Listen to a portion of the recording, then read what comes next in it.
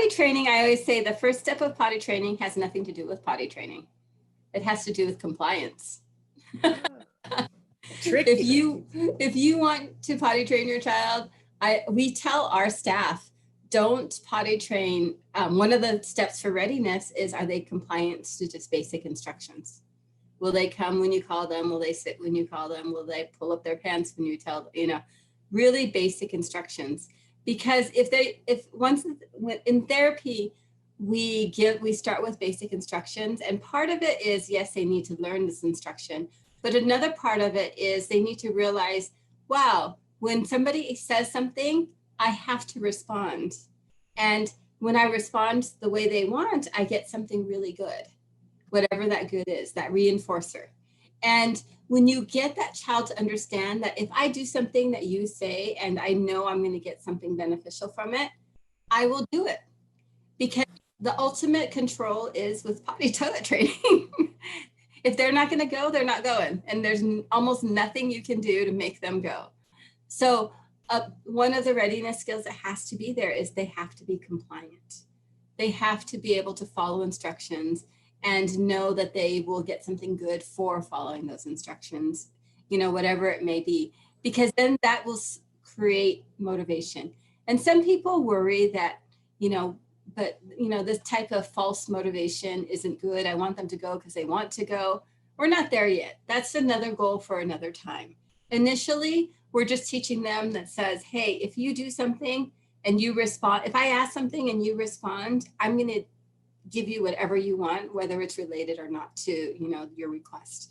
And once they understand that back and forth, that exchange, then you can start asking them for more difficult things. Because with toileting, it's a social, it's a health, safety issue, but really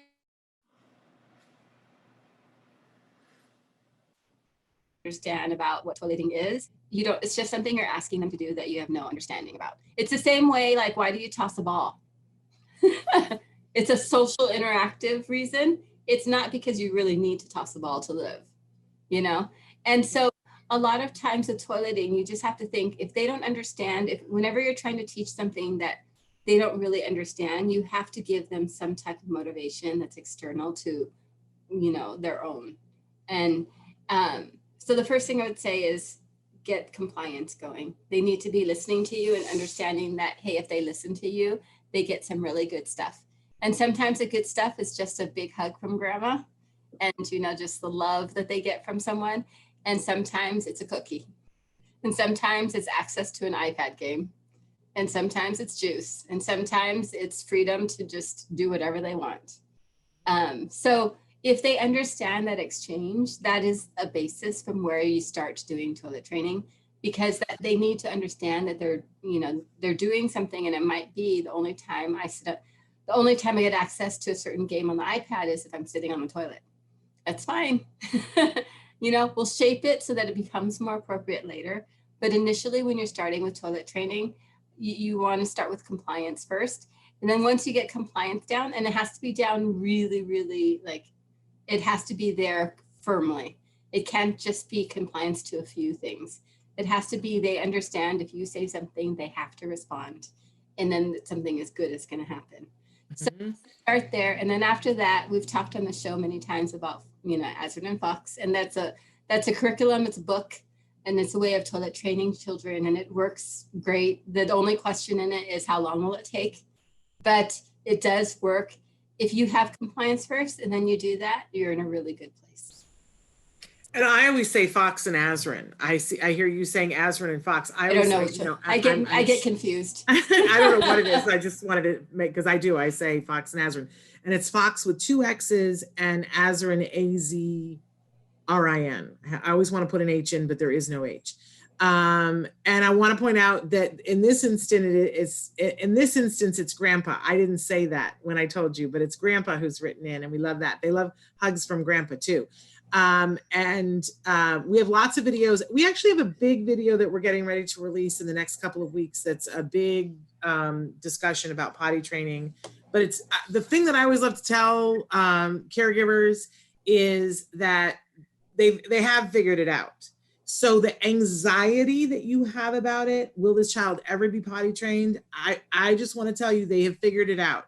Your child will be potty trained. So take a breath and do the things that Evelyn suggested you do now. You don't really have to wait in today. I know you want to be at the place where you're done, but it's coming. And there is a system, that Fox and Azrin system, and if you follow it and if you're working with professionals, it's going to happen.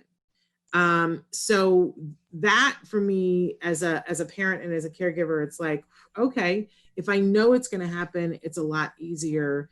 And by the way, I've had a lot of experts on the show over many different years. And I always like sort of test that with them and go, is it everybody? Can you get, like, if you've been able to get everybody potty trained, and I've heard the stories of being able to potty train somebody who is 45 years old and has never been potty trained. Right. I've heard the stories of kids who have the most challenges and that they've been able to potty train them. So I feel confident in saying to you that your granddaughter is going to get potty trained, but take it slowly.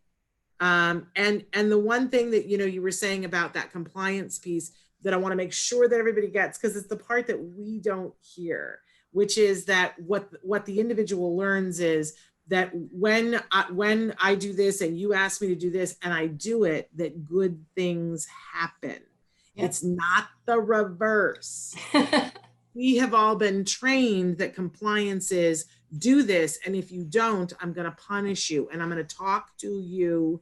You don't have to listen to me when I say guilty as charged. I do this all the time, but that is not the ticket. The ticket is what Evelyn said, which is, what I'm teaching you is that when I ask you to do something and you do it, good things happen. Mm-hmm. Not the other way.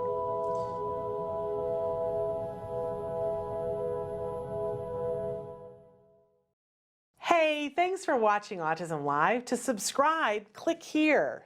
And if you'd like to check out some more of our videos, click here.